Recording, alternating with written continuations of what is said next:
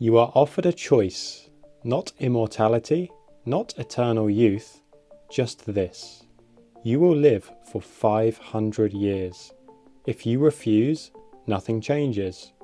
If you accept, nothing will ever feel urgent again. Do you say yes? Because a longer life is not a lighter one. Mistakes don't fade, they accumulate. Careers stretch until purpose dissolves. And boredom, real boredom, becomes something that you plan your life around. This is not a dream. It's a test of the human mind. So the question isn't whether humans could live for 500 years. The question is, what kind of humans would we become if we did?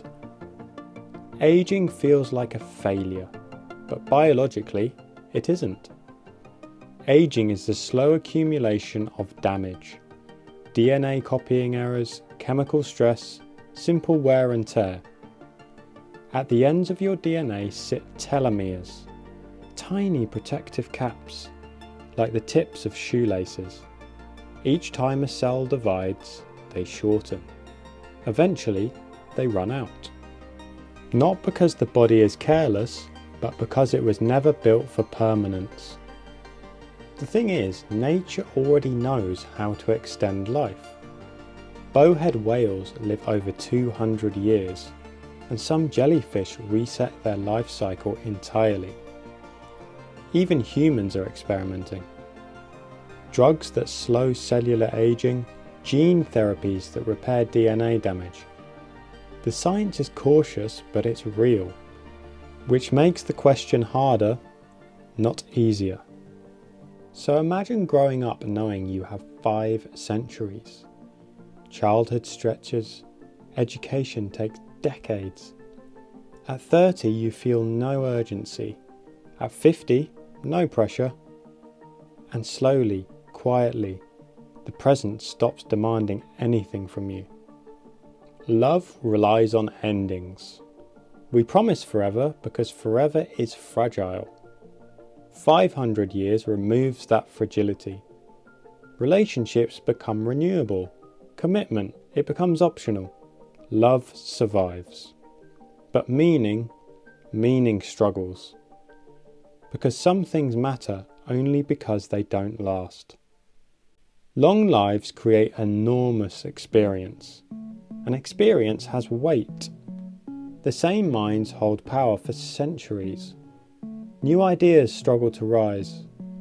This isn't because the old are foolish, but because they remember failure too well. A long-lived world becomes stable and quietly resistant to change. Human minds evolved for limited lives. Meaning comes from scarcity. With too much time, decisions lose sharpness. Grief stretches, regret deepens. Time stops feeling valuable and starts feeling heavy. Perhaps long life would demand forgetting, not erasing, editing. Memories softened, trauma compressed, experience refined into wisdom. A 500-year life with a human-sized mind. Society would change with us. Fewer children, longer planning and less chaos. And revolutions, well, they'd be very rare. Because the people who caused the last disaster are still alive to stop the next one. I mean, history wouldn't repeat, it would hesitate. So, would a 500-year life be better? Well, not happier, but heavier, slower, more deliberate. Perhaps the true gift of mortality is not that life ends, but that it forces us to choose, because time only matters when it runs out. 500 years might change what we do, but not what matters. A shared laugh, a quiet kindness, a moment worth choosing, however long we live.